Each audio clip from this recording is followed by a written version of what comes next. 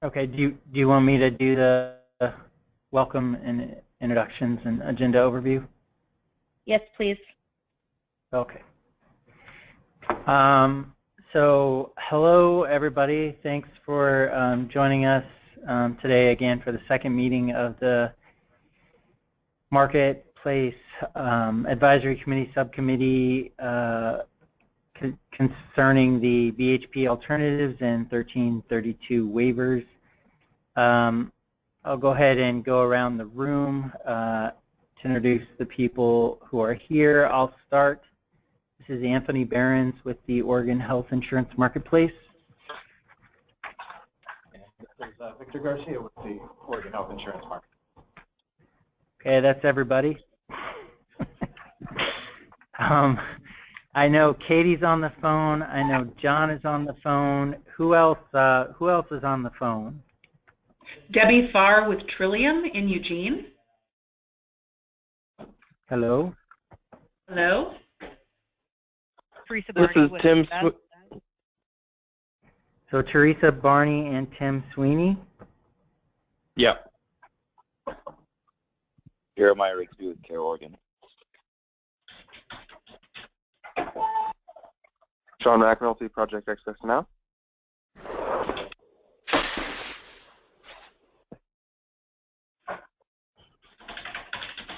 Anyone else Michael on the Shaw. line? Michael Schaaf here, Providence Health Plan.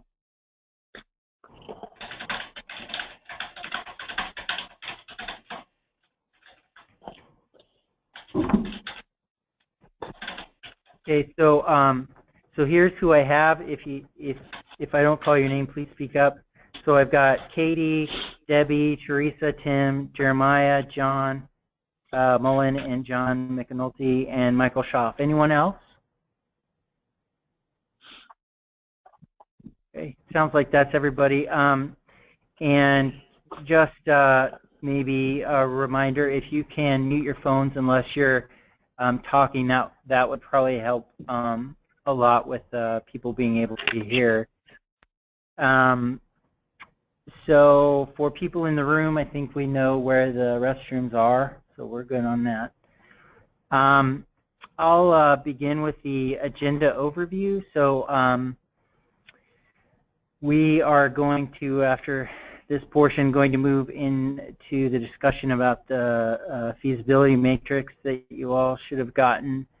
If you didn't get it, please let me know. We can make sure that we email that to you right now.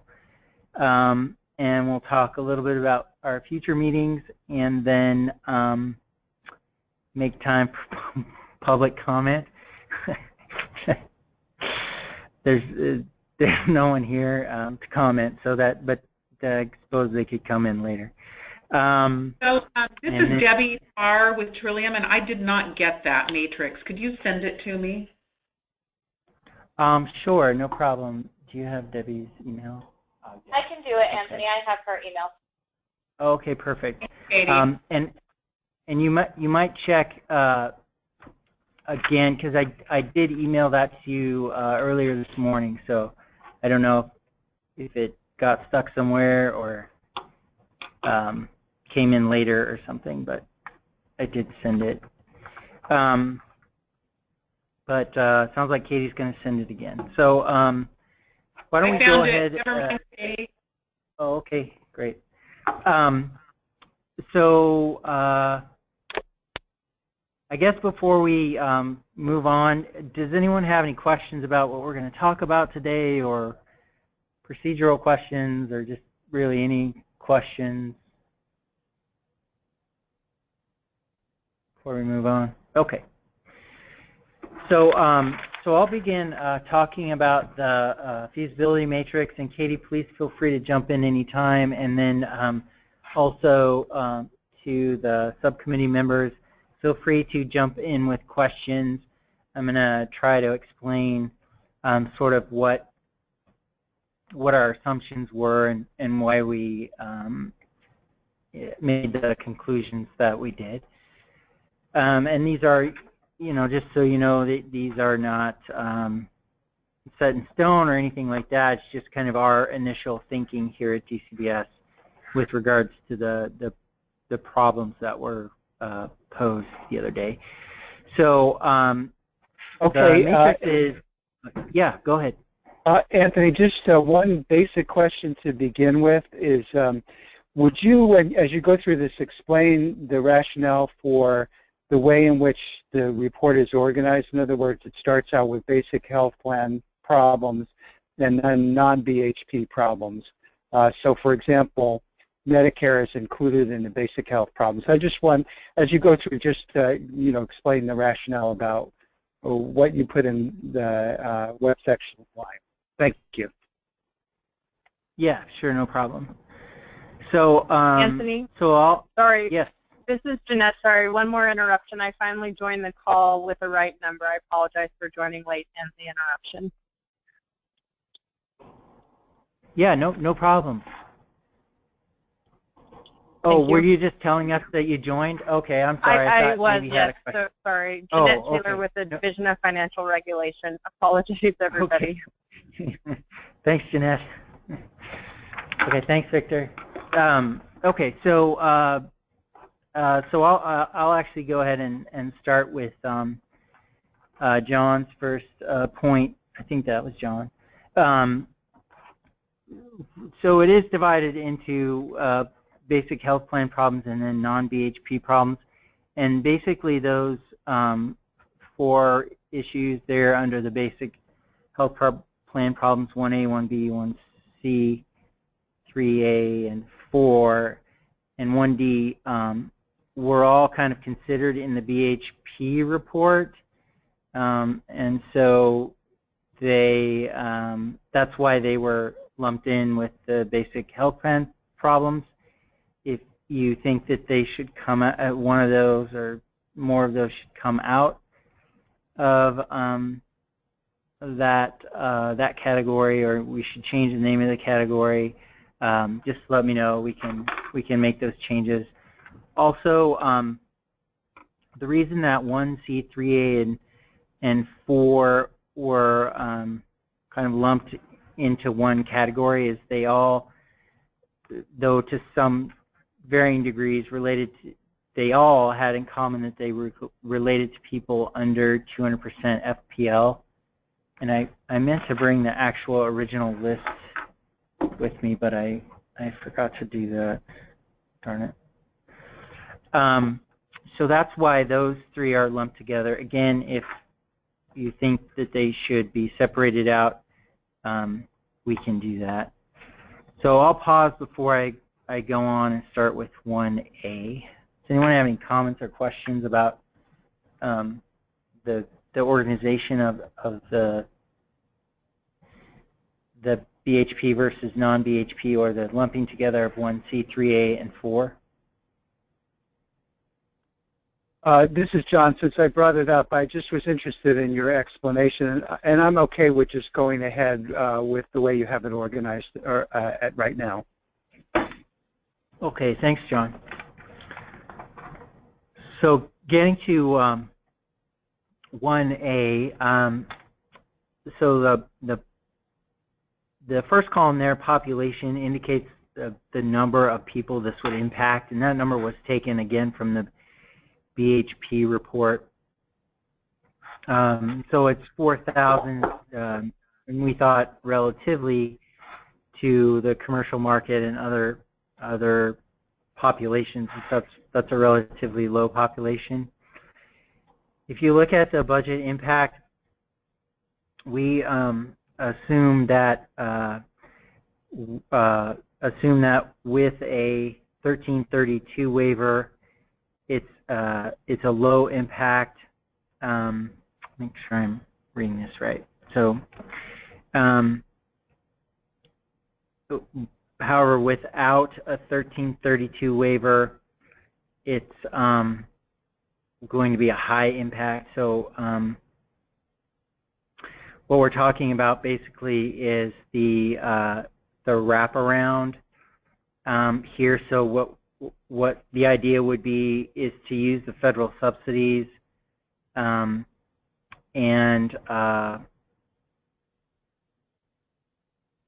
so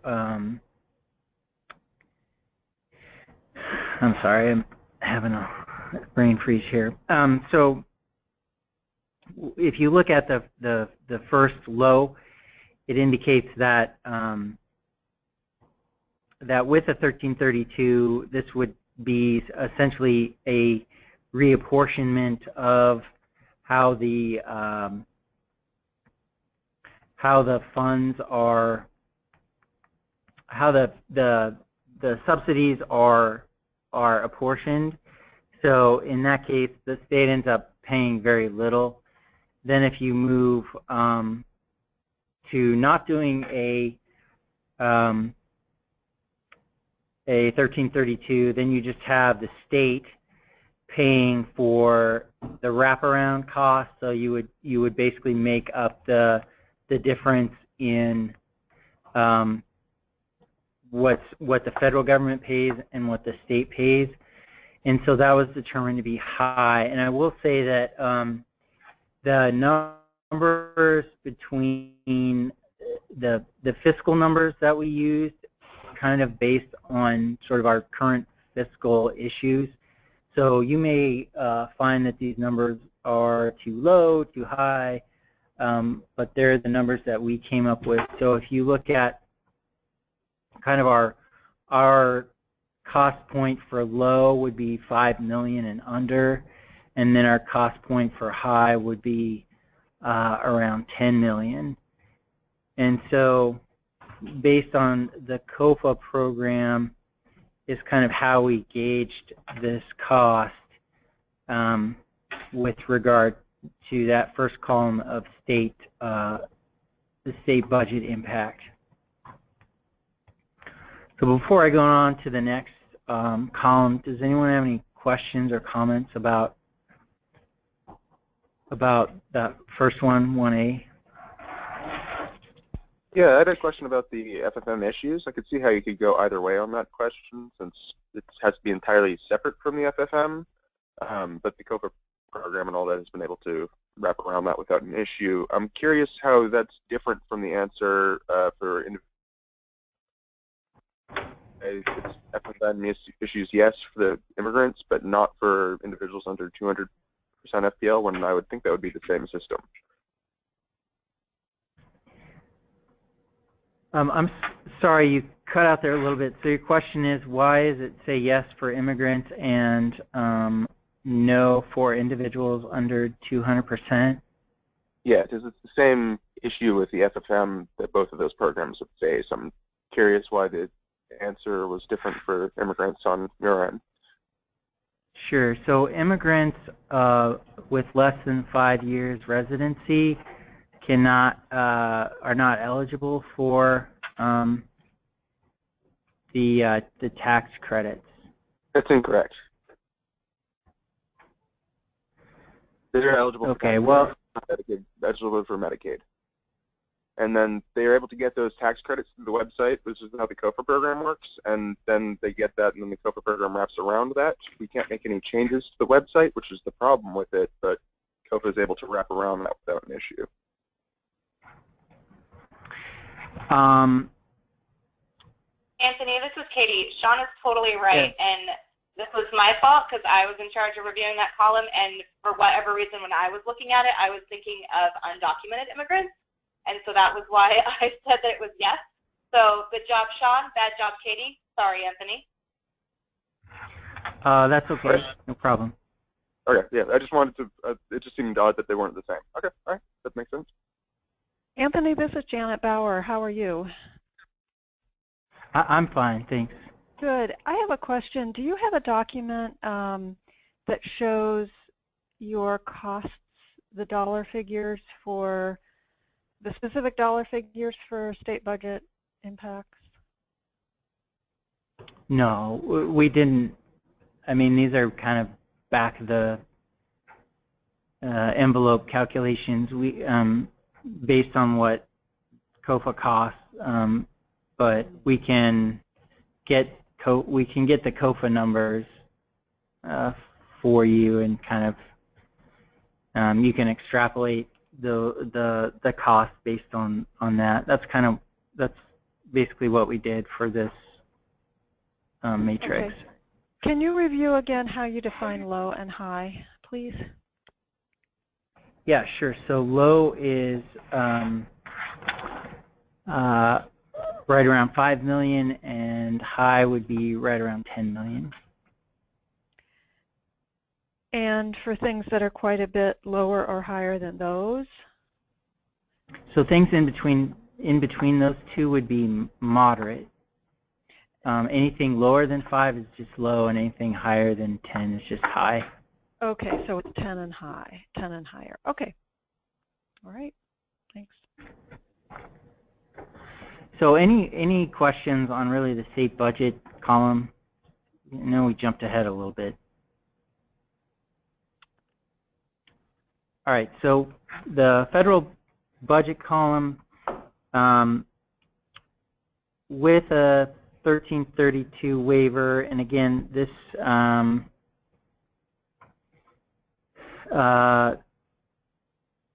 this may have been based on the previous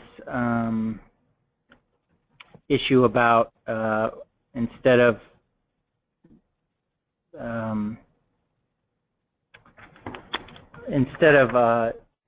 people that are eligible for tax credits, people who aren't. So with I think with regard to the federal budget, it's probably given that the federal budget is much higher, it's probably, I would say, a relatively low impact to the federal budget. So that first one with a 1332 waiver instead of high should probably be low, should be low, low. So low with a 1332 waiver, low without a 1332 waiver. Any questions on that column?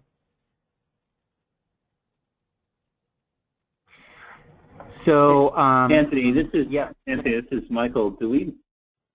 What would the waiver be? So now if we're saying these are the folks who are currently eligible for APTC, what would the waiver even be if we're talking about a wraparound? If you just do the wraparound, there wouldn't be a waiver required, but if you were to do more like a pass-through with regard to this population, then I mean, it really depends on how you structure the solution. In my mind, a wraparound probably makes the most sense, and you don't need a waiver. But there may be other solutions, such as for this particular population, you seek more of like a pass-through, and you obtain all the subsidies at once, and you configure some type of other solution using that money. I was kind of liberal with the waiver required column because I didn't want to foreclose any sort of ideas that people might have. Yeah, appreciate that. Second question, is the 4,000 figure for the size of the population, is that all immigrants within 5 years in the state of Oregon, or is that only the folks maybe under 138? I don't know if anybody happens to know that. That's from the BHP report, and I'm not sure. I don't have the report in front of me, unfortunately. If it's the same as the BHP, that's only under 138. I believe it is only under 138. There's a Janet. Yeah, so that would be the group that would have been potentially BHP eligible, right? I think. They are BHP. Right, and but not Medicaid eligible. Right. And that's why they're looped under the basic health plan problems category. That makes sense. Yes, it does. Mm-hmm. Thank you. Sure, and so we already just talked about why we put possibly in the 1332 column. So FFM issues, we'll change that to no. We already talked about that. And feasibility, So we made some changes. Let's see. I think the feasibility being low to moderate was due to just the fact that the population is relatively low, and that's why it was. I don't think it's necessarily difficult to do this. It's just whether or not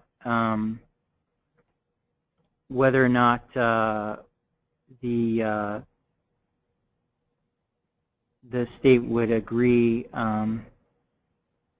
you know, kind of a cost-benefit analysis, you know, to be base about it, whether or not the legislature would agree to such a plan. I just don't know. So that's why we put low to moderate. So I'm happy to hear any comments or suggestions on that category.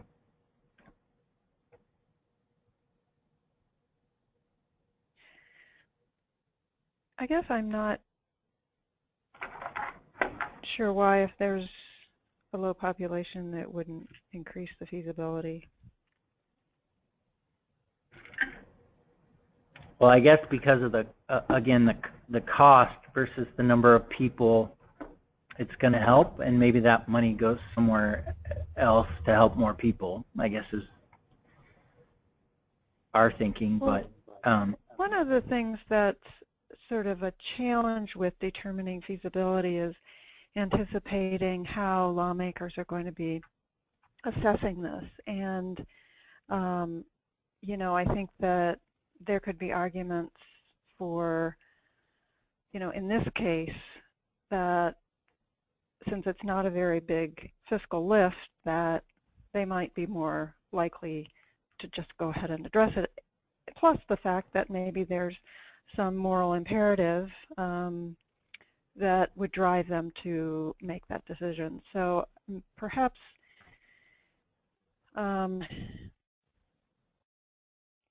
there could be some explanation of why the feasibility assessments are, how you assign them, so that we understand where you're coming from.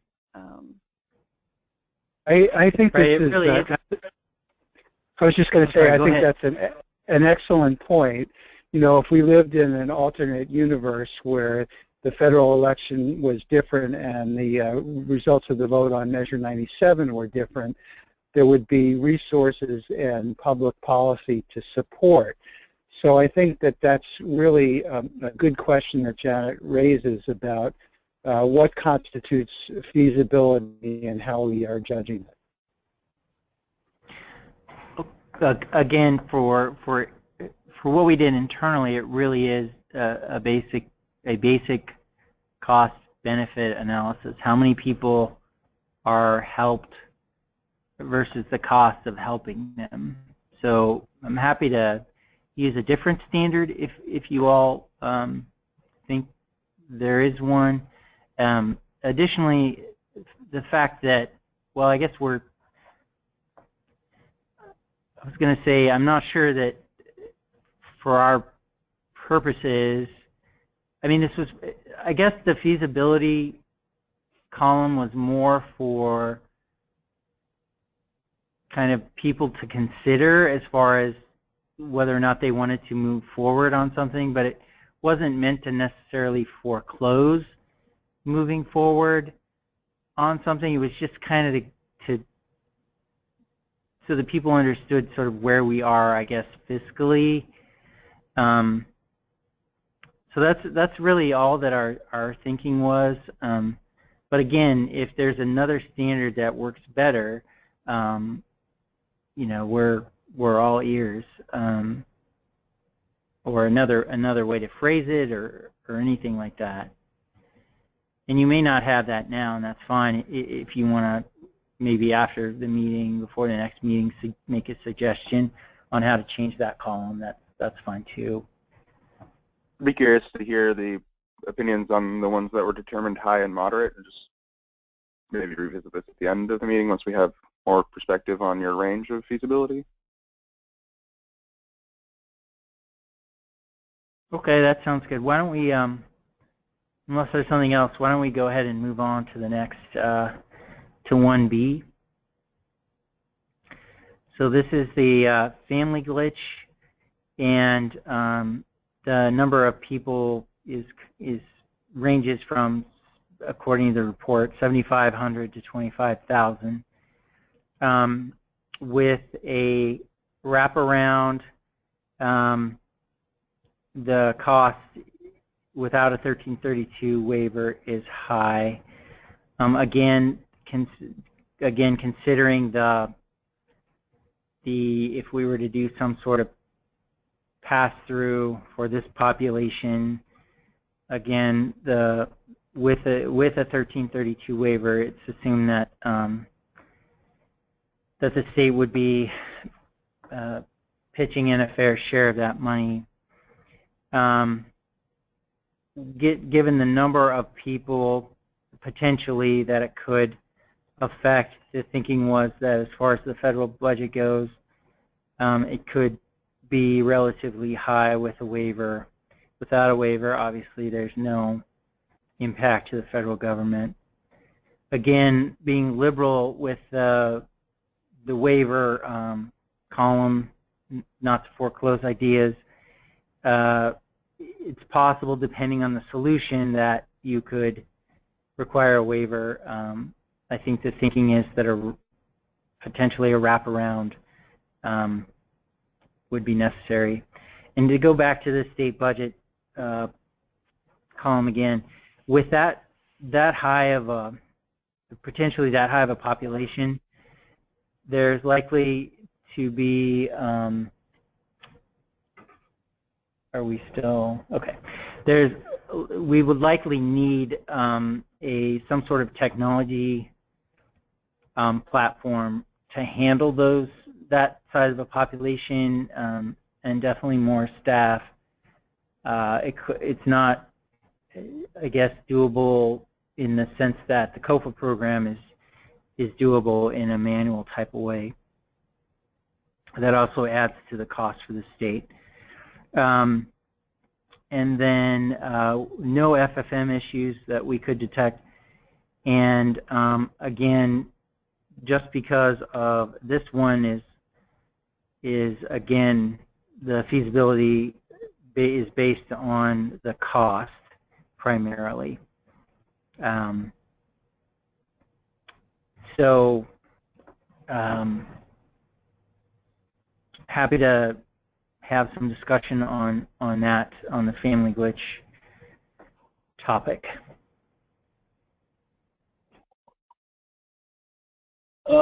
This is Michael Schaaf. I guess I have a couple thoughts.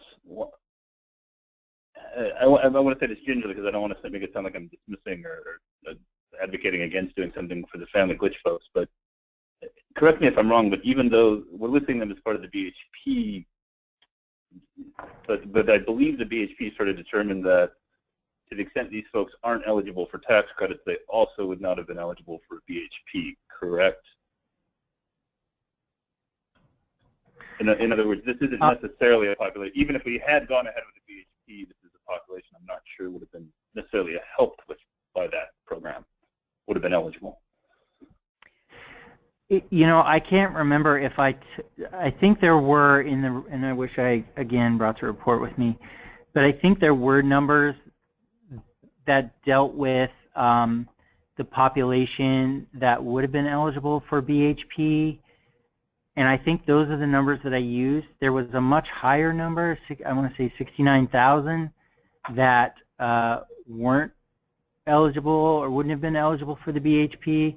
So I think that's why this particular, the family glitch here is in the basic health plan problems, is because there is that population as kind of a subpopulation that would have been eligible for BHP, is my recollection. If that makes any sense. I was under the impression that BHP required tax credits to be eligible, and therefore family glitch folks are entirely excluded from that. That's my understanding as well, but maybe there's some portion in that basic health study that I've missed, but that is my understanding as well.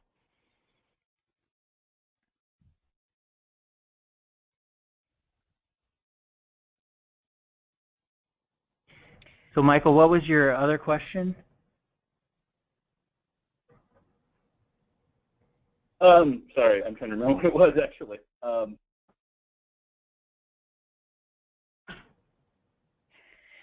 have a question. Yeah. Okay. Never mind. You indicated that you did not anticipate that there would be FFM issues. Is that correct? So you're changing yes to no in that column? Katie?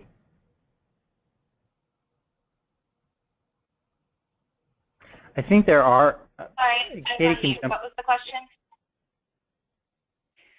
Are there FFM issues for the family glitch people? I think there are, because aren't you asked whether or not you are eligible for affordable coverage through an employer?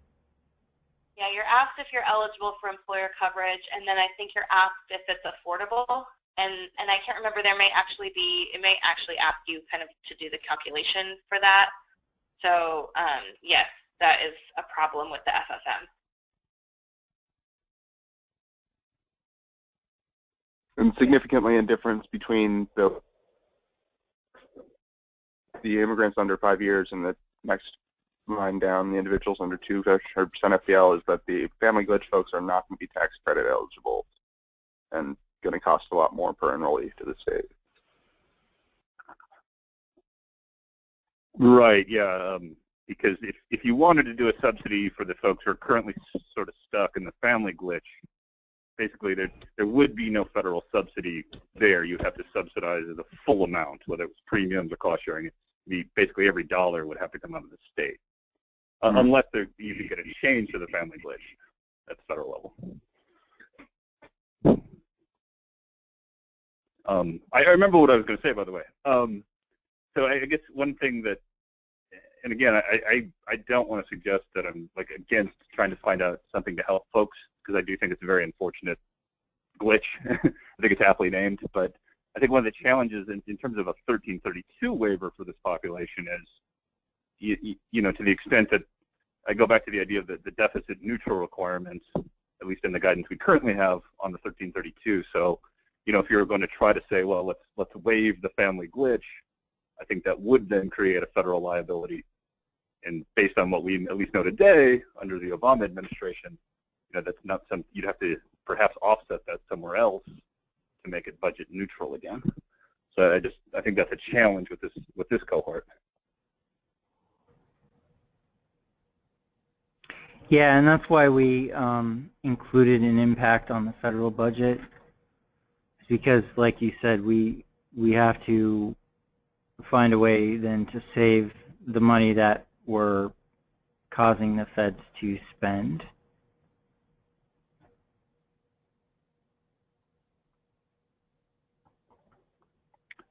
I'm also sort of curious about the range of the 7,500 to 25,000. That's pretty broad, you know, when you look at the size of some of these other populations we have. So can you speak to the variability there? Yeah, again, I took that from the BHP report, and my recollection is that that's a subpopulation, people that are under 138, but I don't have the report in front of me, so I'm not able to confirm that for sure. I know that I think the total population is 69,000 that are caught in the glitch, but this was a subpopulation of that number. I don't know why the range is so broad.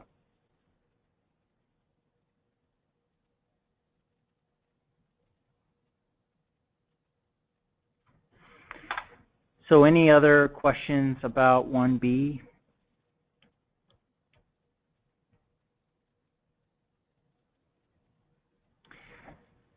So moving on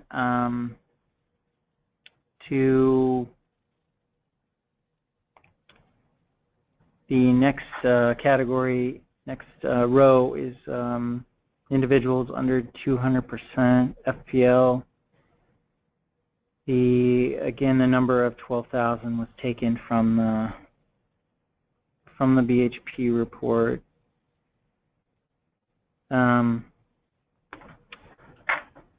Again, cost of, if the state were to pay for all of it without a 1332, it would be high for the state. The wraparound, again, based on our experience from COFA, would be a high cost as well.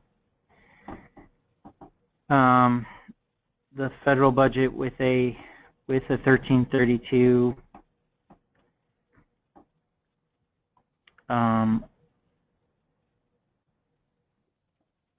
given the, I guess the number of the people would be higher, without lower. Again, depending on the solution, would you need a waiver? Possibly. I don't believe there's any FFM issues, and again, based on just cost alone and size of the population, it may be at a low feasibility. Any comments or questions regarding this category?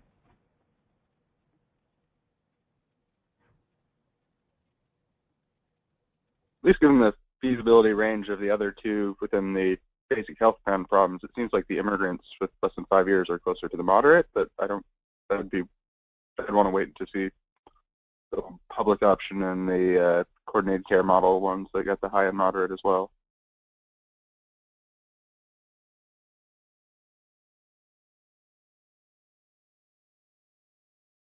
So you're going back to 1A and it just seems like that the family glitch is nearly impossible to implement without the tax credits, and individuals above really 150% is where we start to double the costs that you're paying per client. So the costs are much, much higher on the family glitch and individual side compared with the immigrants. So it just seems that low might underrate the feasibility of the immigrant one. Okay. Any other comments on the third category? Yeah, this is John. Could you explain, why would there be no FFM issues for this group? Because it seems like we'd have to do our own technology.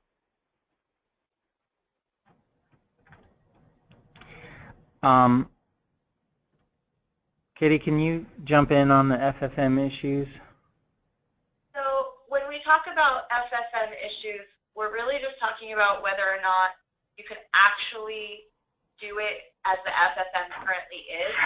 So if we wanted to do some extra sort of premium assistance or cost sharing assistance program for these individuals, they would just go to the FFM as they always have and enroll, and then we would do something with the carriers directly on the back end.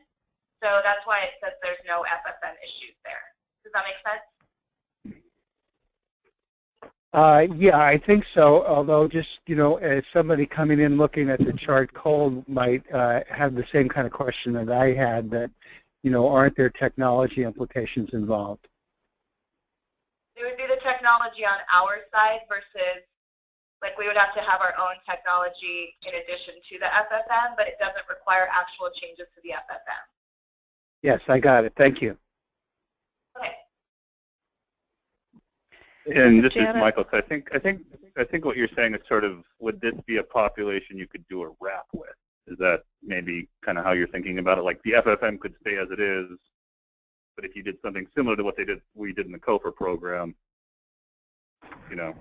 nothing about how the FFM would operate with respect to this population would prevent us from doing a wrap. Right. Maybe. Thank you.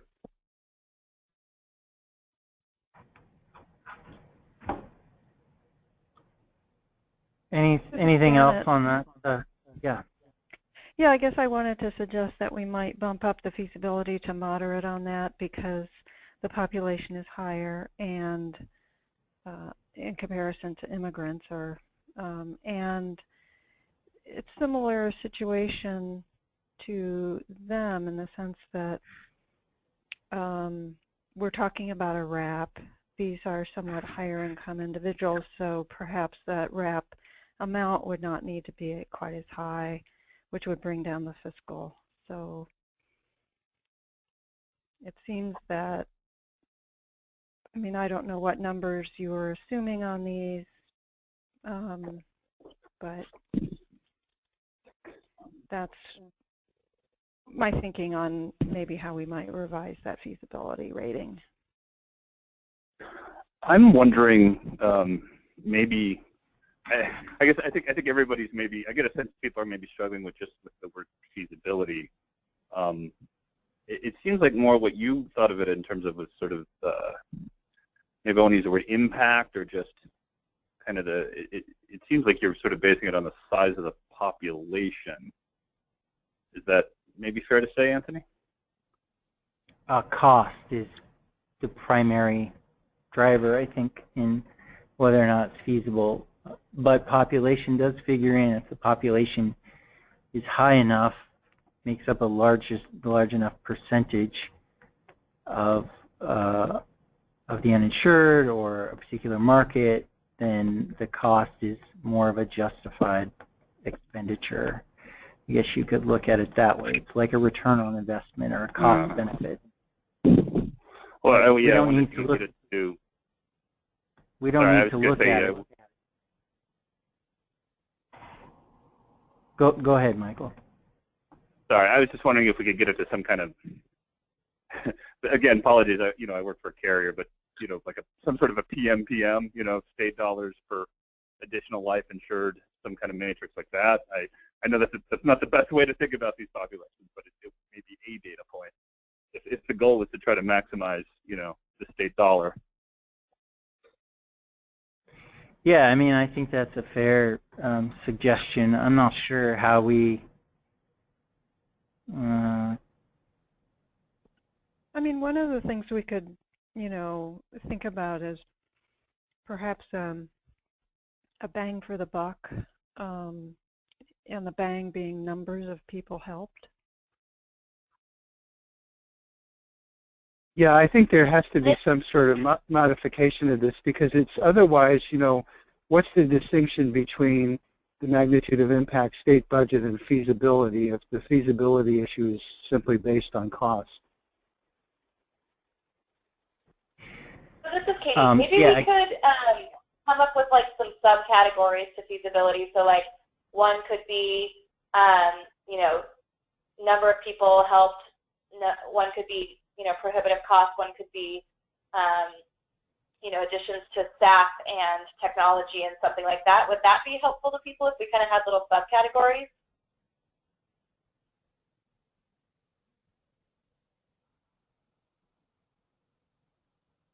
Yeah, I guess for me, I just sort of more information on, what factors went into a feasibility determination. Right now, again, it was really just the number of people helped and the cost. So it's like a cost-benefit analysis, a return on investment you could look at. I think someone mentioned bang for the buck. It's the same sort of philosophy. But if you have a suggestion, again, we're willing to change sort of the standards or the calculation. And I heard bang for the buck, but bang for the buck is what we're doing. I'm not sure. I heard PM. I heard subcategories. One suggestion for when this has a broader audience is that whatever we decide about the columns and how they should be labeled, it would be helpful to have a key as to what those columns mean.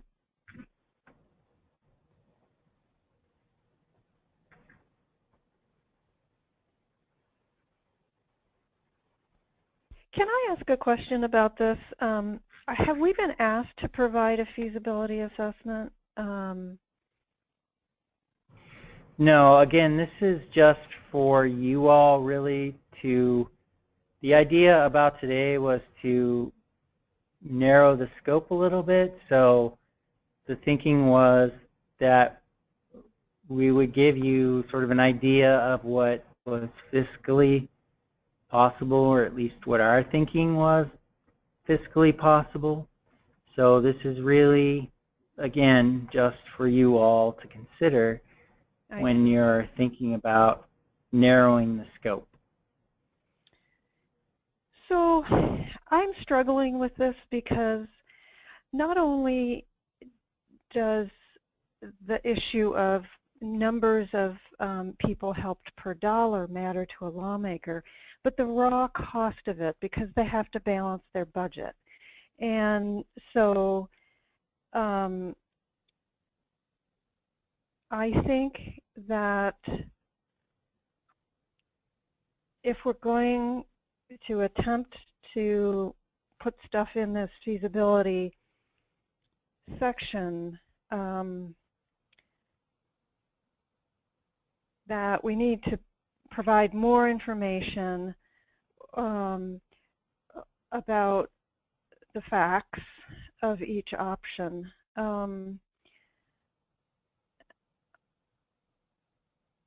So anyway, I clearly am struggling with how to help here, but I'm not yet quite comfortable with the model that we have, where we're providing a low feasibility for some items that have a low fiscal,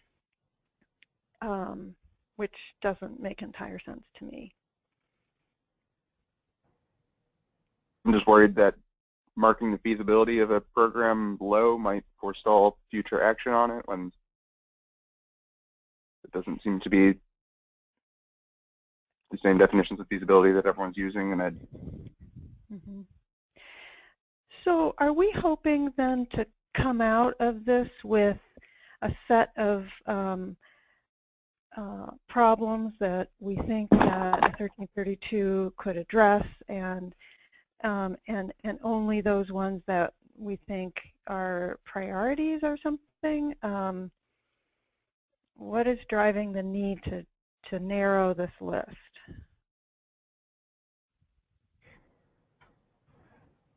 Well, we have to write a report for the legislature and make some suggestions, and our timelines are very short, and the thinking from the last meeting was that we would identify those problems and solutions that we thought the legislature could take on, and that we would be able to flesh out a little bit more in our report. So, you know, if you have 12 or 20 ideas, given the time frame, because of how late the BHP committee ended up going, it kind of cut down our time frame, and it's just not, to use a word nobody likes, able to do kind of the report that we need to do. Now, having said that, the idea was to do an initial report in March and another report in July, but the report in July was basically to see what the Trump administration is going to do and kind of where we're at.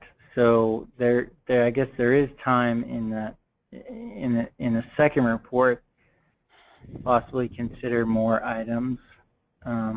But at the last meeting, it was pretty much the consensus. I think it was the consensus that we would narrow the scope of our thinking. I'm not sure that there was consensus. Well, in fact, there wasn't consensus. If I didn't think so, at least if a consensus is 100%. But I would be more in favor of keeping everything that we have on the list for the time being, recognizing that we have 2 more meetings, and then even as we finish that second meeting, there's a period of time between then and March 1st when you would be doing that initial report.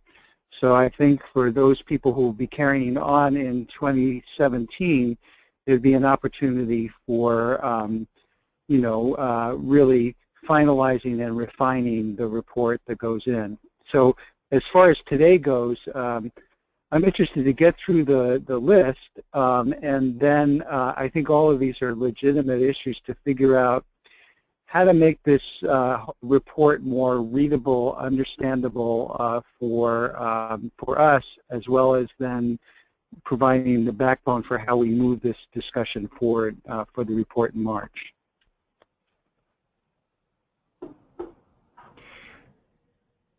Okay, well, I think maybe then I misunderstood, because I thought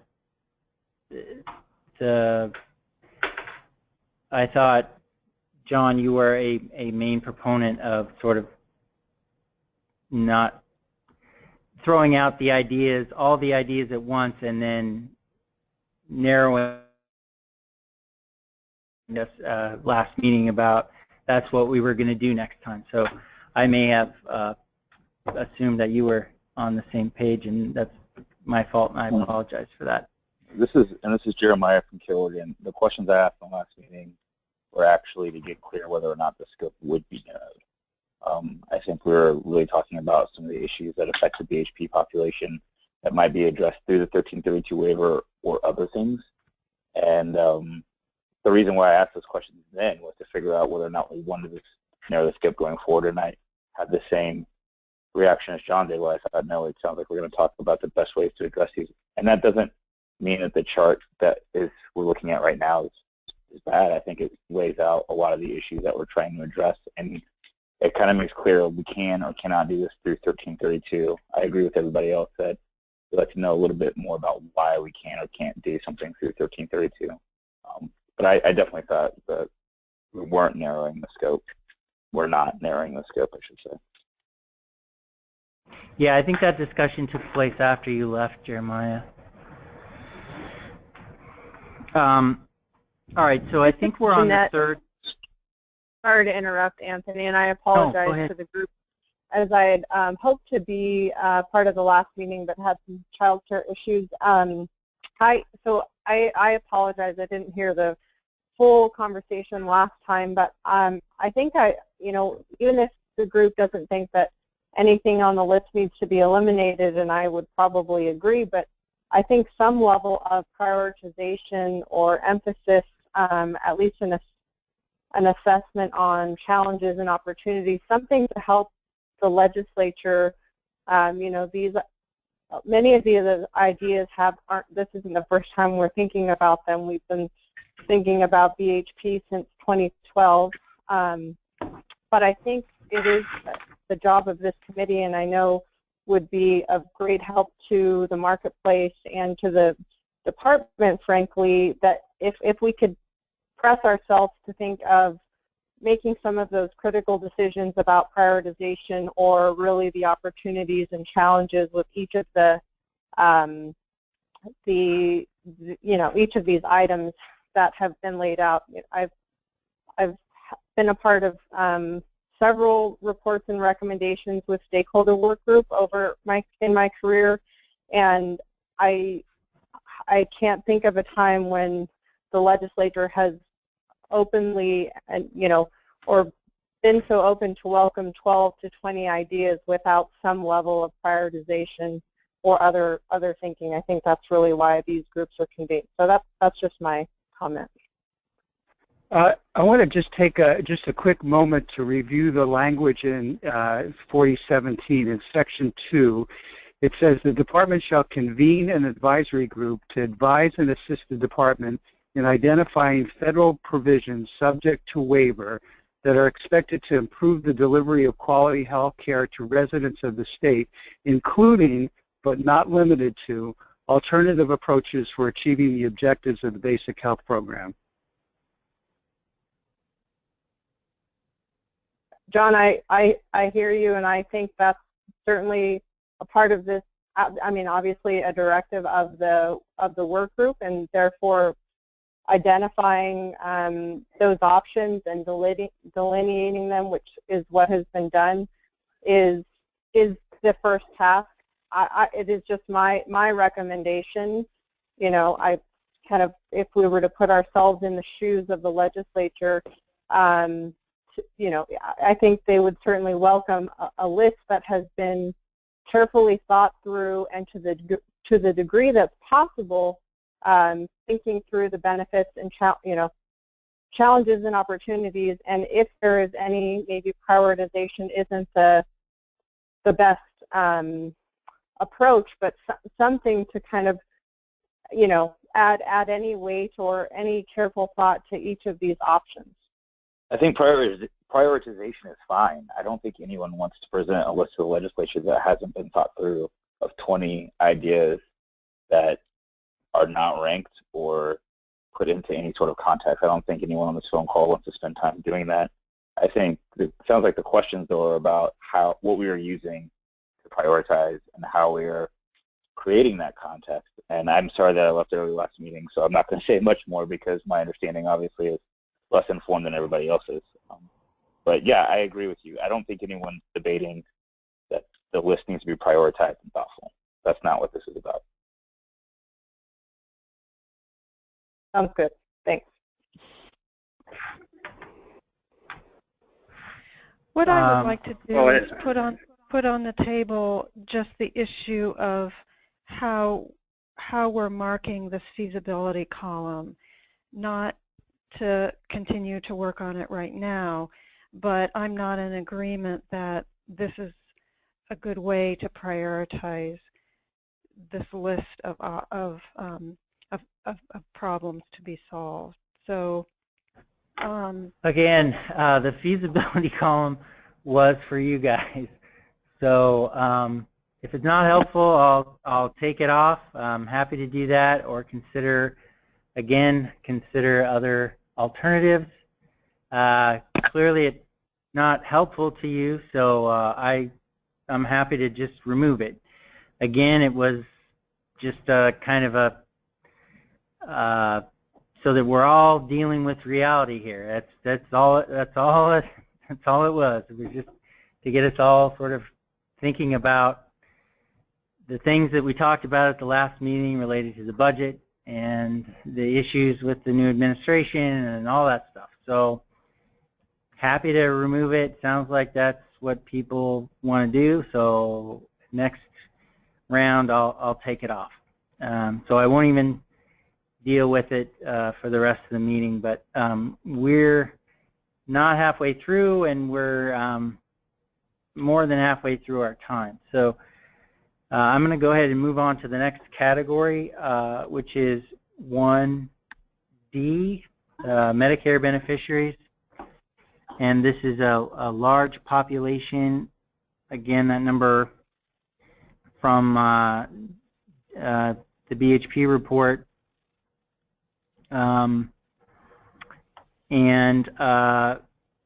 Again, given the size of the population, the cost is high. If the state bears the expense itself, it's low impact to the federal government. And again, depending on how you are going to deal with the waiver issue, how you're going to solve the problem, you could possibly need a waiver. The FFM issues, yes, I'm not sure if we were changing that to no, but I think the question they ask on the FFM is, are you eligible for Medicare or are you receiving Medicare? I have Medicare beneficiaries as opposed to eligibles, and that may be, I thought I took that off our list from last time, but again, I don't have the list in front of me, so if someone has a list in front of them. It asks about whether they're eligible for free Part A, and that's what matters for whether they can get the tax credit. So is that what's on our list, eligibles? Well, that's what is in the marketplace, and what the FFM checks if you are eligible for free Part A. That's what it's asking about. And that'll determine what you get. I was asking what was on our list. What do we put on the list? Does anyone have the list from last time in front of them? I was speaking to the FFM part. I'm sorry. It says Medicare individuals, Medicare eligible individuals. Okay, so eligible, because that makes a difference with regard to the Social Security Act and whether or not carriers can actually sell them a commercial policy if they are actually receiving benefits. So at the risk of confusing things a little bit, first of all, I was delighted back when the initial report came out and Medicare was part of the discussion, because we as advocacy groups have not spent a lot of time on the Medicare issue. But again, here's a part that's confusing the issue, and I don't think we need an answer to this. I just want to identify it. That we also have people that, younger people with disabilities that have a 2-year waiting period for Medicare. Now, it may be something beyond our scope, but it is really worth at least considering and understanding that Medicare, there's a bar for people who would otherwise be eligible for Medicare where they in fact have to wait for 2 years, and that can be a very vulnerable population. So I'm just going to identify that, and we don't need to discuss it. I just want to put that out there for everybody to consider. If we're going to do that, this is Janet, I think we should include it as a separate line item, because the Medicare eligible individuals refers to a situation where people age out of Medicaid, I believe. So the problem that John has just described is a different population experiencing something a different challenge. Okay, and add that. Great. Our understanding the problem that we're trying to address here was that once someone ages out of Medicaid, and especially if they're above 150% of the poverty line, which is the end of the qualified Medicare beneficiary programs, that they would try to get some equivalent to parity to people under 65 through this structure. So I feel like that could be expanded on a little bit.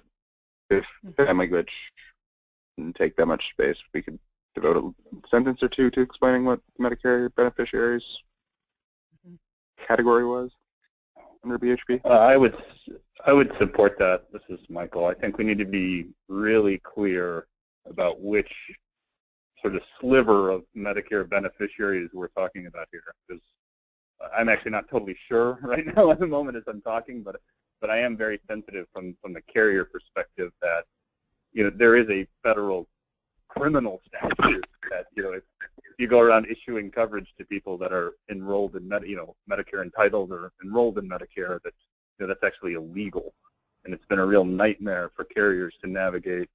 On one hand, guaranteed availability, which says you have to issue, and on the other hand, the potential that you're breaking the law if you do exactly that to somebody who already has Medicare, and it's been a real nightmare for carriers. So I would really appreciate clarifying exactly which Medicare beneficiaries we're talking about here. And here's my thought. If we take a look, there's different Medicare categories, so let's just take them very quickly. There are people who are duly eligible for Medicare and Medicaid. There are people, the people that are younger people with disabilities that I mentioned that have a waiting period. And then there are the people that have QHPs that become Medicare eligible that are then bumped off of QHP, but what I refer to as Medicare shock. So from a consumer perspective around issues relating to affordability, there are a range of Medicare issues that, from an advocacy point of view, I'd love to see us consider, but I'm content to just sort of let this sit for now so that we can get through the rest of the discussion.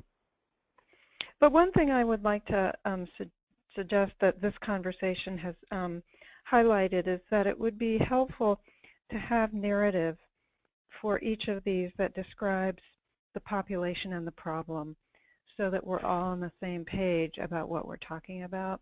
It would also make this document more useful to be able to share with people who haven't been in our ongoing conversation and may not understand as we do, or perhaps we do, what we're talking about. So I think some narrative descriptive about what these issues are would be helpful. Agree. Okay, so what I'm going to do then is I'm actually going to assign the people that came up with the issues at the last meeting to send me a sentence or two describing what it is they hope to, what it is they're addressing, and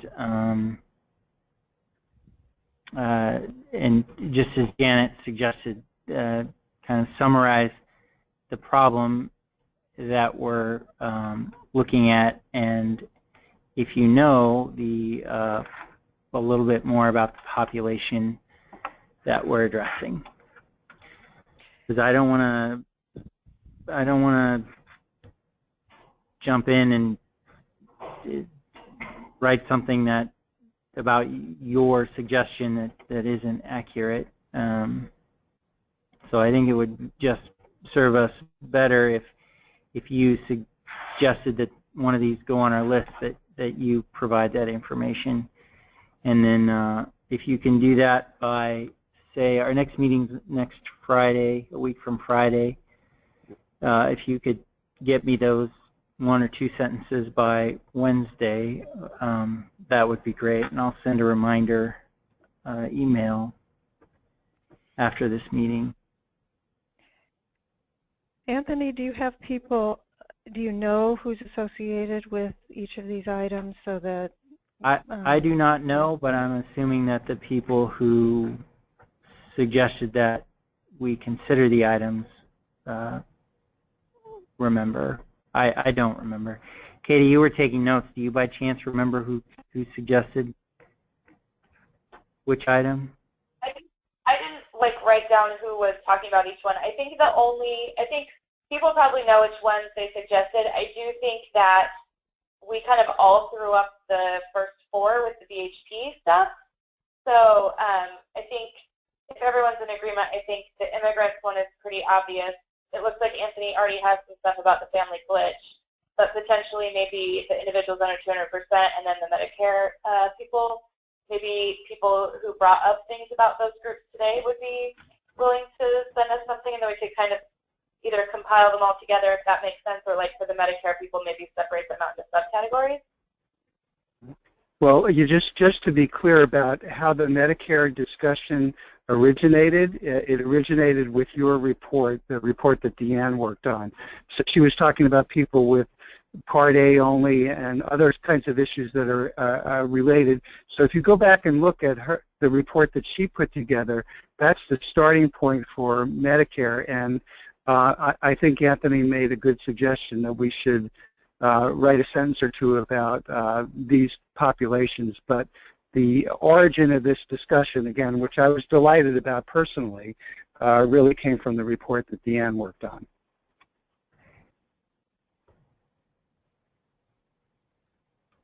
Yeah, we can, and that's where I got the number from 138. So we can definitely take care of that one. I think what Katie may have been suggesting was that we had talked about some of these subcategories, and if we're going to deal with the subcategories, such as the disabled people who have a waiting period, that we may need some assistance there, or if there are other of those subcategories, John, that you brought up that would not be included in that broader Medicare eligibles category, that we may need some assistance there. But just the general 1D, we can go back to Deanne's report and flush that out ourselves. But with 1C3A4 and the non-BHP problems, it would be a great help if those of you who advocated for those could email Katie and I a couple sentences about them. And if we don't, if someone forgets that they suggested those, then what we can do is at the next meeting we can talk about those with the entire group and figure out what we're trying to address there. So just because of time, I'm going to go ahead and move on to the non-BHP problems. So we looped 2 and 3 together, and this was one actually that I remember Jesse O'Brien suggested this one. This is people who are not eligible for subsidies at all. So he was actually talking about more middle income people, higher income people that are without the subsidies, required to kind of bear the burden of those rate increases that have been so high. And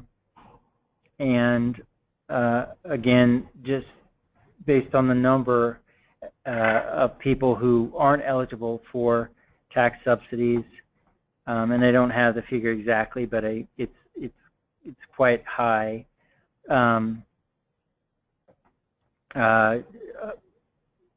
I believe around at least 100,000. So that's why the population says high. If we were to do a 1332 waiver, just because of the number of people involved, it assumes that the state's gonna pitch in some money. If we don't do a 1332 waiver, again, it assumes that the state's going to pitch in more money. And just again, because of the number of people, if we were to do something with a 1332 waiver, it would be a high impact to the federal budget. Obviously, if the state takes on the issue, then there's no impact to the federal budget. And again, based on how you determine you want to solve the problem, you could or could not have a waiver. FFM issues, I think this is yes because, and Katie jump in here, because these people generally aren't eligible for tax subsidies, so that does create an issue with the FFM. Katie, do I have that right? Yes. And then again, well, we're not dealing with feasibility anymore, so I won't talk about that.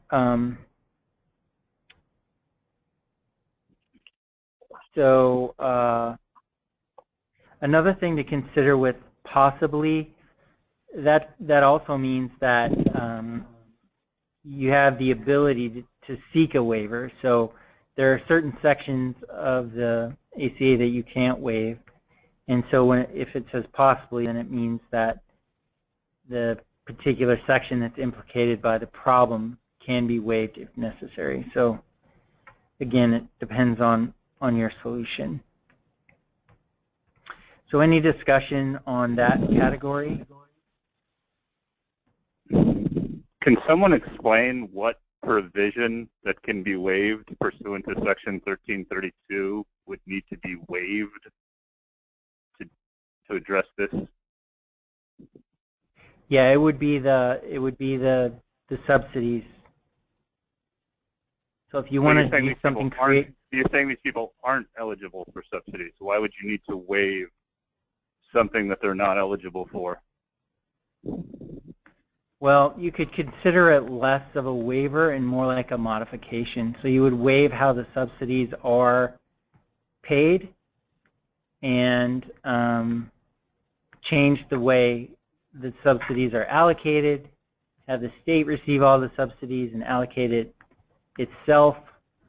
So it's less of we're going to waive subsidies and more of we're going to waive the requirements around subsidies and we're going to do it differently. Does that make sense?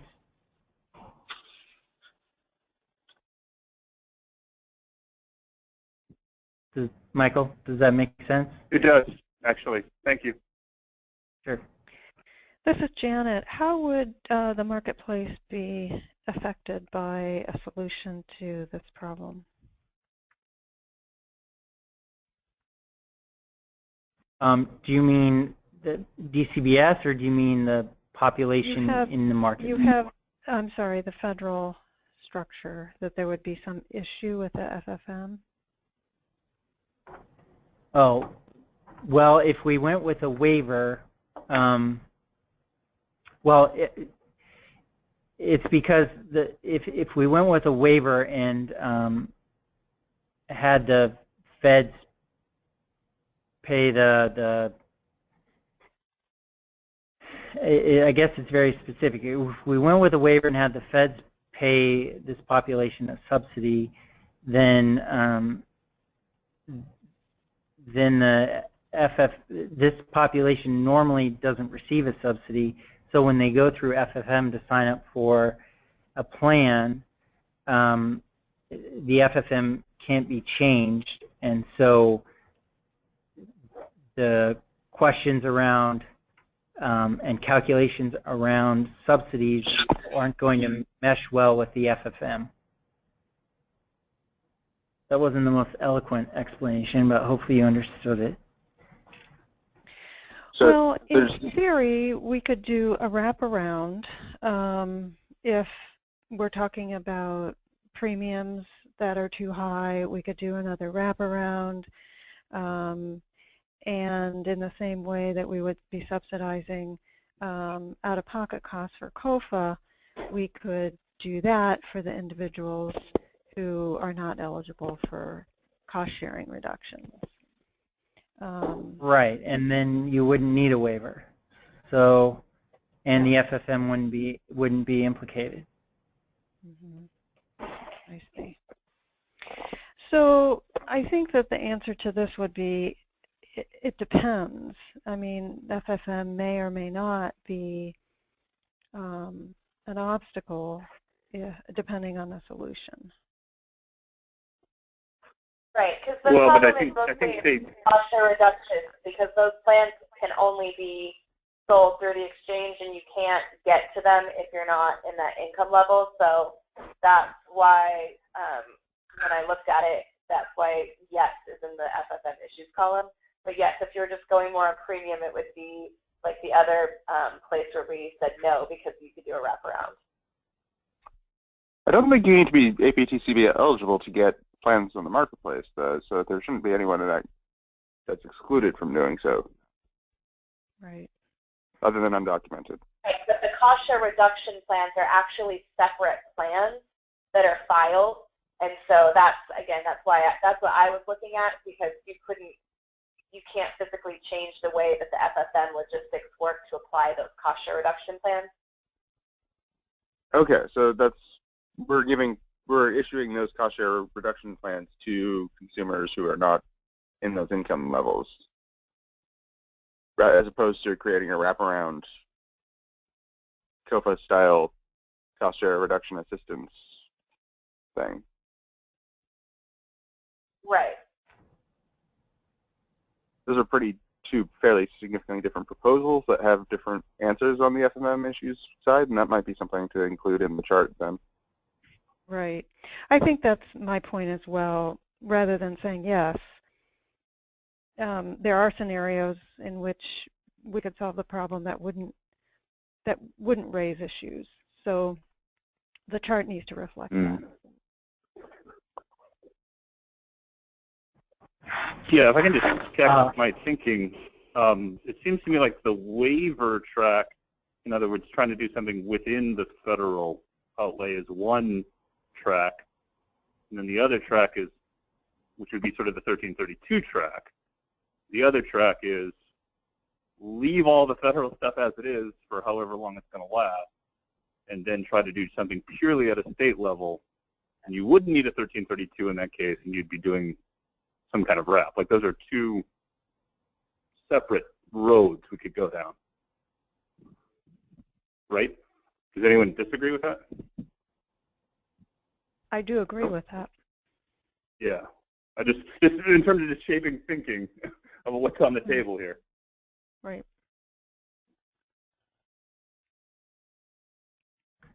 Yeah, so I'll try to make some adjustments to that column to be more specific about when. Well, I'll make adjustments to both the 1332 column and the FFM issues column to sort of make it clear when you look at it. Well, the 1332 column is really hard to do without knowing what your solution is, but I think what Michael was saying is that if there's something we want the feds to do versus leaving everything as it is, then it's kind of a yes, no thing. So I'll maybe include that in the key or something, and then with the FFM issues, I'll be a little more specific with regard to 1332s and non-1332s, and creating whether or not that creates an issue. I would be curious about whether there is any scenario where there isn't a FFM issue raised when we use the 1332 waiver.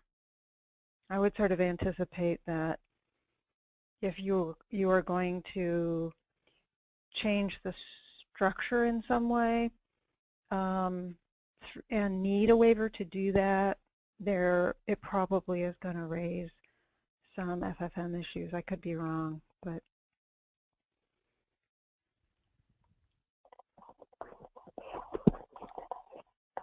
yeah, the FFM discussion is really an interesting one.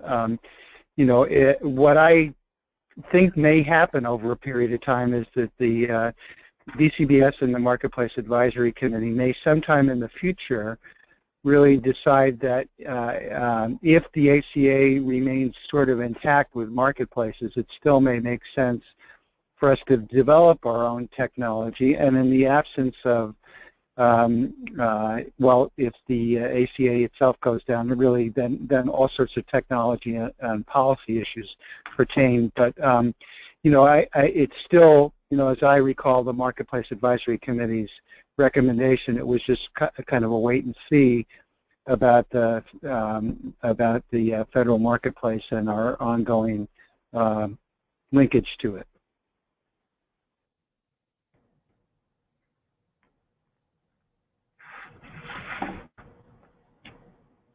Okay, why don't we move on to the next category.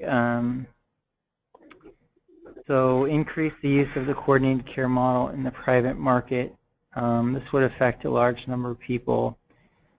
The way we looked at this issue is that the marketplace has obviously contracts with carriers and has been moving in this direction for the past, at least last year, I think may have been when we started. In this contract, we right now it's a proposed contract. We are again moving in that direction with the type of reports that carriers are submitting to other agencies that are adopting a CCM model currently, so like PEB and OEB and some of the carriers who are, some of our same carriers are in also have CCO. So we're looking at obtaining those reports that that they file with those agencies. So we are moving in that direction, and it's something that we can do through our partnerships with carriers and agreements with carriers. So we don't believe that there's going to be much, if any, impact on the state budget. Same with the federal budget. Unless the idea was to make some sort of changes to benefits and cost sharing and networks. I don't foresee a 1332 being required. No FFM issues. So unless there's some alternate approach to than what we were thinking with regard to how this could be resolved, then I think it's something that is currently being done and will continue to be done. Does anyone have any comments about this section, this category, row, if you will? I'm good to go with what you have. All right. So I just want to be clear what you're saying, Anthony, is you're suggesting this would be something we would see as carriers in the carrier contract? I'm not saying that you would see that, that you're going to see a wholesale automatic, one day you're operating as you are and then the next day you're expected to operate as a CCM, or you're going to immediately see contract language that transforms every commercial carrier into a CCM. I think we're moving in that direction to mirror sort of what's going on in the public markets. We're working closely with OHA and PEB and OWEB, and what we're anticipating doing this next contract is looking at those reports that carriers submit to those agencies, PEB, OWEB, and OHA, to kind of determine what's working, what's not working, and then moving on to discuss with carriers what sorts of things we could implement that complement what's going on in those other markets. Does that answer your question?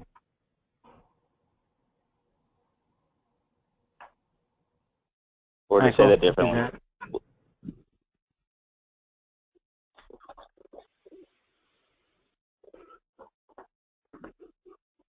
I'm sorry. Did you your question, Michael?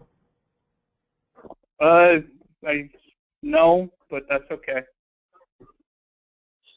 Are you, well, the way I'm reading that row, this is Jeremiah from Care, and the way I'm reading that row is you don't need to do anything to extend the coordinated care model into the marketplace.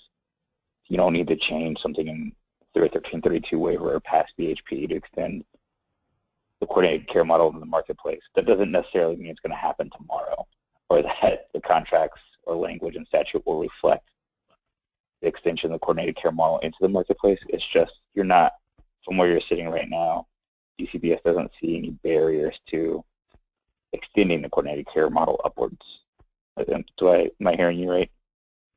Yeah, you have that exactly right, and I think that's already something that we're interested in doing and working with carriers to do. I'm not saying that we're looking at transforming carriers into CCOs, but what we're interested in working with carriers on is to get them to do some of the reform ideas that are currently working for CCOs in the commercial market. So, you know, and I think carriers are already doing a lot of, you know, those things right now, payment reform, you know, medical home type models, those kinds of things. So, So number 6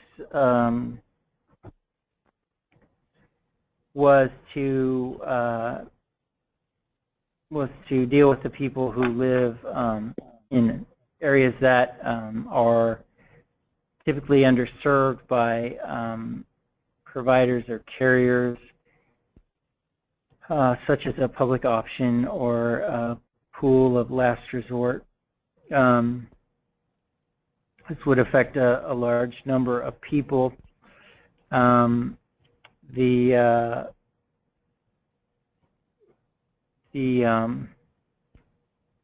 budget impact with a waiver and without a waiver would likely be high. The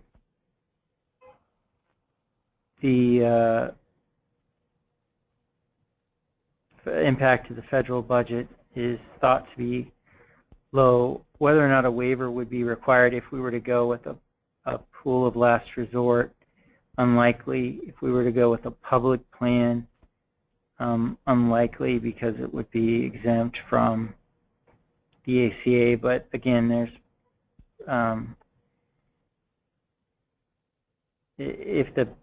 if you'll note, the footnote says if the idea is that these be commercial plans rather than public option, then we would need a waiver if we're going to make some sort of changes to rating and EHB and all that kind of stuff. Well, rating I don't think is waivable, but I'll double check that. FFM issues, we didn't see any FFM issues related to this one. Any discussion on this category?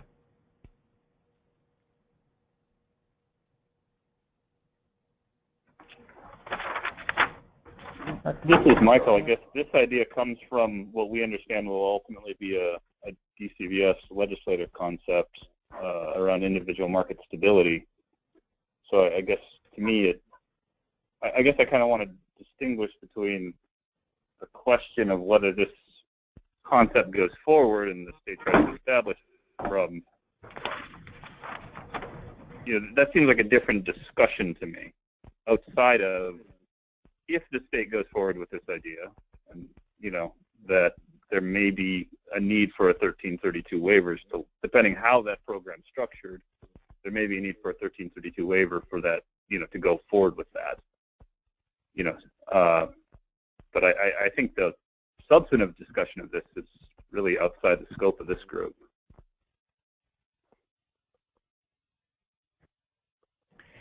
Yeah, I think Jesse may have come up with this one. I'm not totally sure, and I don't know to what extent he or whomever put forth this idea was or is familiar with DCBS's possible concept. So I'm happy to entertain Michael's suggestion that this be removed, given that we may be stepping on some toes if DCBS does go forward with this plan. Alternatively, we could say, in our report, we could say something like, if this is the case anyway, we could say something like, we understand DCBS is doing this, and we, support it wholeheartedly if we do, or if we don't. Well, I don't want to. If we don't support it, if you don't support it, I don't want to be writing a report that says that we don't support it. But my suggestion would be that we keep it on the list, and we have another meeting, and hopefully Jesse will be able to attend. Okay, yeah, I think he will be at the next meeting. All right, so we'll wait to hear from Jesse on that one. Yeah, I think that's fair. So number 7, this is the one that deals with undocumented individuals being allowed to purchase through the exchange. And in order to do this, we would need a waiver because right now they can't do that. I think that the assumption would be that if we did obtain a waiver, then that would be, obviously we would want them to receive tax credits. So we would be asking for a waiver of the subsidy provisions, again, not waiving them, but modifying them so that they could get tax credits. That if we were to do a wraparound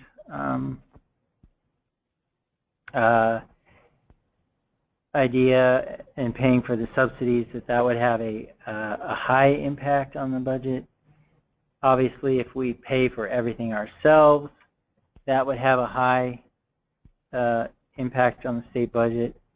But given the number of people, if we went with the 1332 waiver, would have a high impact on the federal budget. Again, definitely a waiver would be required. FFM issues, yes, because of the fact that it asks if you're a citizen or a lawfully present individual, so resident. So, any questions on that particular category? Yeah, the initial intent of that one was something more in line with California's waiver, which is just allowing them to purchase it through the marketplace, not creating tax credits or any wraparound program to make it more affordable. It was just allowing them to purchase that through the marketplace, as California has done. Okay, is this yours then? Yeah, that was after the discussion about the waiver last time. California had that same program. We were just throwing it up on the board as one of the problems. But we could do the same kind of structure, but that would be. Okay, when we send the emails, you just want to send me an email saying that, and we'll make changes. That'll also impact the budget issues as well. Yeah, because they aren't going to be qualified for tax credits, so I don't think it would have any federal budget impacts, whether or not we waive it. So we'd be required to waive it, but. Yeah, if we don't waive the subsidy issue, then it won't. Yeah. Any other? I'm sorry. Go ahead. Sean, you're breaking up a little bit. No, I'm good to go. Thank you. Oh, okay. Yeah. Any other comments on this category? So the next category deals with the churn or the transition between QHPs and OHPs, and so we don't have very good numbers on the number of people this would impact. Consequently, we don't know the cost. The thinking on the waiver, whether or not that would be required, has to do with what kind of changes you wanted to make. When I hear people talk about this transition, it's often about trying to make the cost shares, trying to align the cost shares a little bit more, making the benefits more similar, making sure that networks are similar, that sort of thing. So if there's some other thinking on that, I mean, I guess we'll get our 1 to 2 sentences on that one. But that's why possibly a waiver would be necessary if we're going to change kind of the cost sharing structure or the benefits of the plans in the commercial market to more closely mirror the plans, the Medicaid plans, then yes, we would need a waiver. Again, possibly for FFM issues would relate to the cost sharing reduction. Any questions on that category?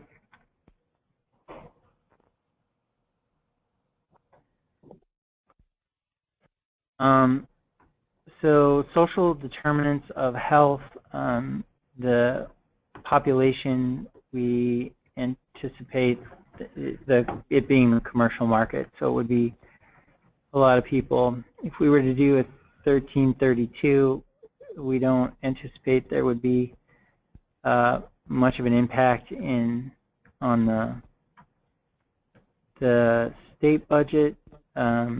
If we were to do not do a 1332, then the state picks up the entire tab. It's probably going to be high.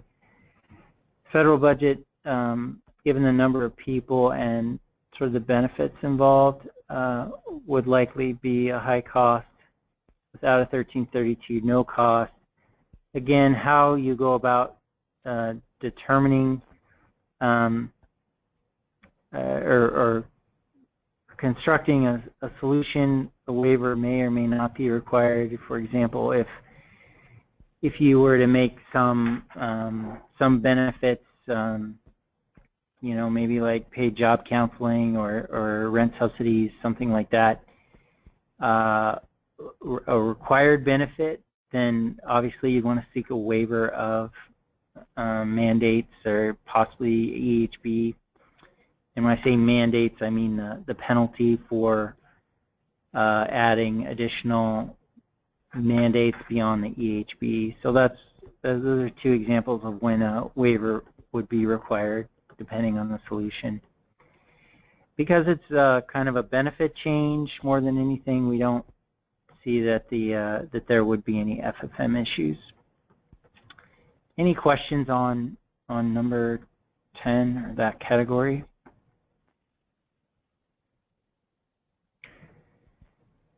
So number 11 is basically a non-starter. We can't, at least, under the ACA, under current law, we can't make any changes to the MLR. It's not waivable under 1332.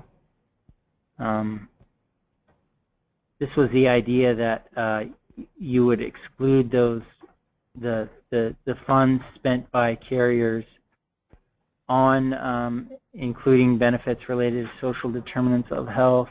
You would exclude that from MLR calculation, and it's just not something we can do under the current law.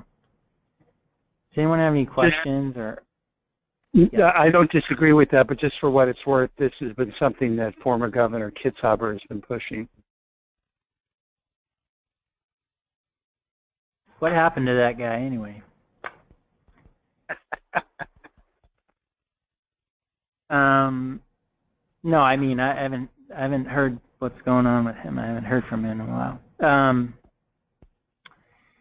So okay, any other comments or questions on that one?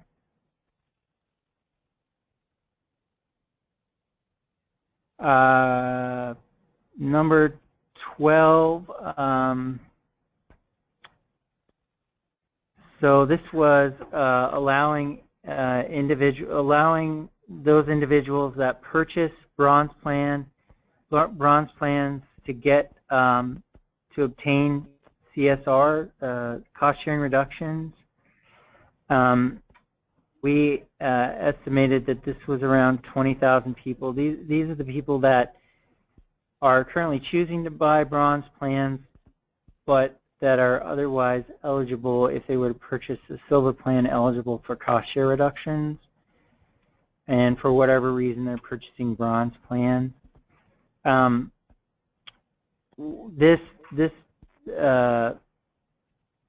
I'm sorry. The next one's adding the CSRs to bronze plans. This is just sort of getting at that population that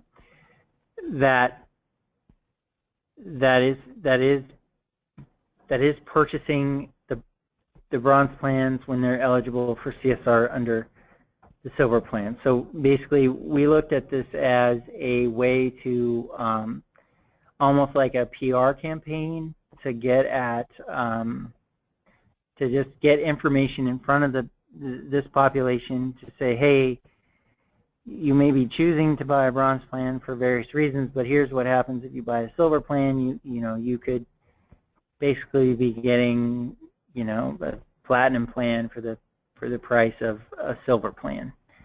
So here's this information, here's the benefit to you, and we encourage you to do this, but it's ultimately your decision, kind of a thing.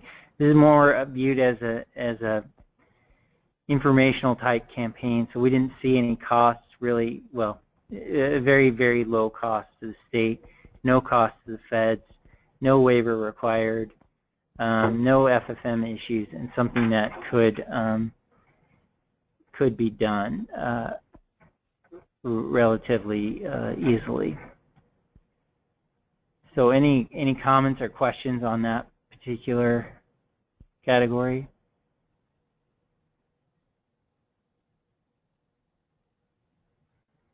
And then number 13, the final one we have on this list, is this is where we would actually add cost-sharing reductions to certain categories of benefits for people who do buy bronze plans. And this would, if it covered everyone who purchased bronze plans, obviously this would be a very large population. If we did a 1332 waiver, there'd be little cost to the state. If we were to do a no waiver and just were to pay for the cost sharing ourselves, then as a state, then just given the number of people who purchase bronze plans, we anticipated that amount to be result in a high impact on the budget. Again, given the large number of people with 1332 waiver, we thought it would be a high impact on the federal budget, a low impact if no 1332 waiver. We didn't believe a waiver would be required if we were to do a state program where the state were to reimburse people for the cost-sharing reductions without going through the FFM and without implicating the current cost shares that only apply to those silver plans. And then again, if we were to do it on our own without trying to make changes to the federal system, there'd be no FFM issues. Any questions on number 13 or comments?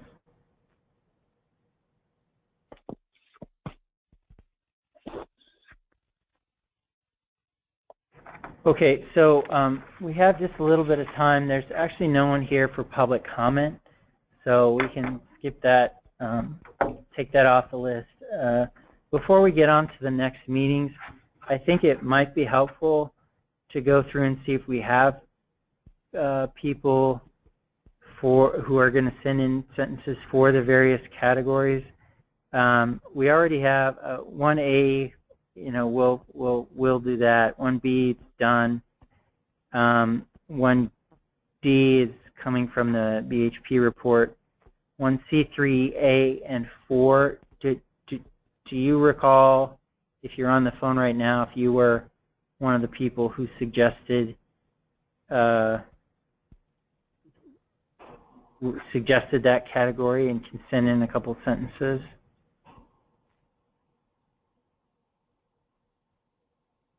That's the individuals under 200%? Yeah. I'd be happy to do that. Is this Sean? Yep. Okay, thank you. Yeah, that was Sean. This is John. I'll certainly send in some sentences on Medicare. Oh, okay, great, thank you.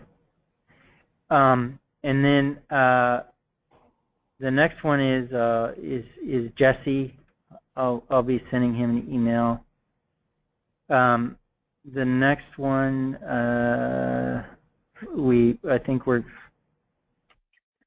I'll do that, but I think we decided we're kind of in a good place with that one, but I'll flesh it out. Underserved populations of the state. I seem to, again, this was Jesse. We were gonna have him talk a little bit more about that, given that GCBS has a similar, or is considering a similar idea. Undocumented individuals. I think, Sean, you said you were going to send something in on that to clarify that we weren't talking about also doing the subsidies for them. Yeah. Transition between QHP and OHP. Do we have anyone for that one? I think Janet and I were talking about that. I wasn't present at the first meeting, but okay. All right. I could make something up. Well, Sean, you've got. Sean, are you going to do it? Sean's got two. I don't know if I hate to have Sean do all of these, but if you're willing to, that would be great. If not, we can talk about it as a group at the next meeting. Okay. Social determinants of health. Was that? I want to say that was Jeremiah, but maybe I'm wrong on that. No, I think it was. I think I threw out social determinants, and my thought is, well, I'll write a few sentences on it. I was going to say my thought is that sort of getting in line with the coordinated care model, there might be some waivers. I don't know. Let me think about it, and I'll maybe write a few sentences on it. The social determinants of health is sort of a combo between Jeremiah and Jesse, as I recall, because Jesse brought up the MLR calculation, I believe. Yeah, Jesse did bring up the MLR calculation, which is at least a non-starter with regard to waivers, but I'll when I send out the email, I'll definitely mention that to him. And then individuals purchasing bronze plans eligible for CSR, we can do that one. And then adding CSRs to categories of care under bronze plans.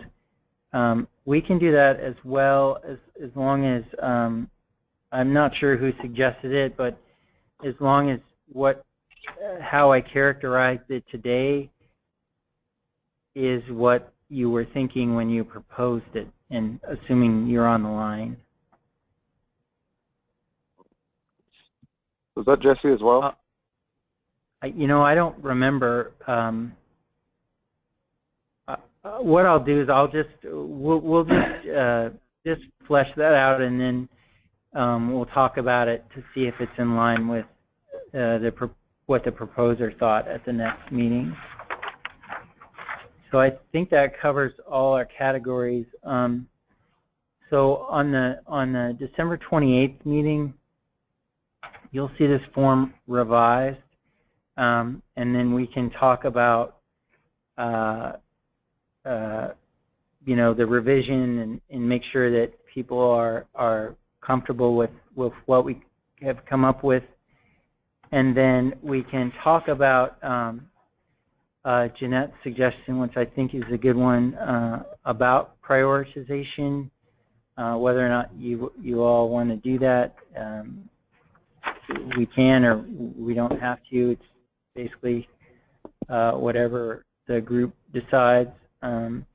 And we can also talk about if there are items that we want to refine at all. Also, if there is some some narrowing of the scope that you want to do, we talk about that as well. And then we'll, if not, that's fine too. And then we can also maybe start getting into proposed approaches to solving the problems. Then at the January 12th meeting, hopefully we'll be able to finish our suggestions on some of the problem solvings and solve some of the ideas to solve the problems, and then talk about the report a little bit that we'll be submitting in March. Before we adjourn, is there anyone else? Does anyone else have any questions or want to say anything else for this? Yeah, Anthony, I just wanted to follow up on the suggestion I made at the last meeting about involving DHS, because I really appreciated what you said way back when at the beginning of the meeting about how you and OHA are working together, but there are issues that then pertain to DHS. Now, doesn't mean they have to sit at the table with us or maybe just come to the January meeting, but I just want to make sure that there's some line of communication going on there. Oh, I appreciate you bringing that up, and I meant to mention it actually. We have reached out to DHS, and we have not heard back from them at this point. So, and I know that actually, Anthony, this is Katie. While the meeting has been going on, we actually got an email from Barry with our DHS representative. So hopefully we can bring her in on the next meeting. Oh, perfect. Great. Yeah. So we'll send out an invite to. It sounds like she's a she, so we'll send out an invite to her to attend. Anything else before we adjourn? This is Michael. Just a suggestion, because I am in favor of trying to come up with some kind of prioritization. And as I said last meeting, I'm kind of concerned about the scope of what we're trying to take on here and what we can realistically accomplish in a few meetings we have. I just think maybe a helpful guideline, John mentioned earlier, kind of going back to the language of House Bill 4017 in Section 2, where it kind of talks about sort of the statutory charter of this group. I think if people kind of, that might be a helpful tool in terms of trying to come to some kind of prioritization. They seem to be putting sort of a special emphasis on the statutorily articulated objectives of a basic health program. So maybe one helpful tool for the group, and trimming some of this down would be to kind of really think about the core ideas of that basic health plan and kind of get back to that as a lens to pare some of these things down. Just a quick comment to that is that the section that I quoted actually really talks about utilizing 1332 or other options to deal with BHP-like issues, but not limited to it. So actually, our scope, as far as the legislative intent is concerned, is pretty open. But we can have that discussion at the next meeting, because I think ultimately we're going to have to come back to saying, here are the things as a group we think make sense for us to work on. Okay. Anything additional? Just one thing that I would add is I just want to thank you, Anthony, and staff, and Katie, for working on this. We had lots of questions and comments, but we really appreciate the fact that you took on the charge that we asked you to do to come up with this matrix, and I think we have a decent starting point, even though we still have lots of work to do. But thank you. Well, I appreciate that, John. Thank you for saying that. Anything else? I echo that. I appreciate all the work that you all are doing to move this forward. Thank you. Mm-hmm. Michael, did you? I thought I heard you maybe wanting to say something additional. Maybe I didn't. No, I'm good. Oh, okay. Anything else from anybody else? I do also appreciate your work, so thank you as well. Well, no, I'm not asking for that. Just seeing if there's anything before we adjourn. You're fishing for compliment. No, I'm joking. Thank you. It No, was me not at all. there, I'm joking. I'm joking. I was going to say the exact same thing that John said, but probably not as eloquently. Thanks so much. Everyone stay safe on the roads.